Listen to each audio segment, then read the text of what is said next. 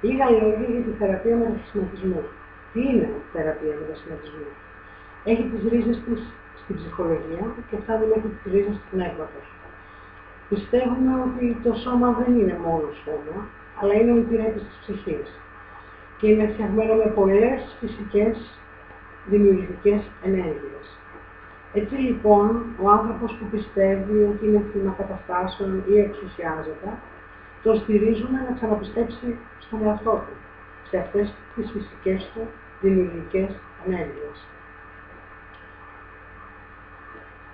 Το ξαναθυμάται στηρίζοντάς τον στον τρόπο σκέψης του, όσον αφορά τη ζωή του και το άτομό του.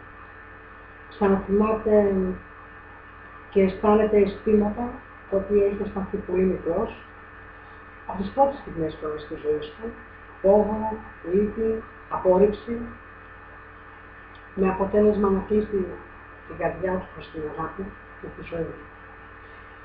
Με το φόβο ότι θα ξανασταθεί έτσι.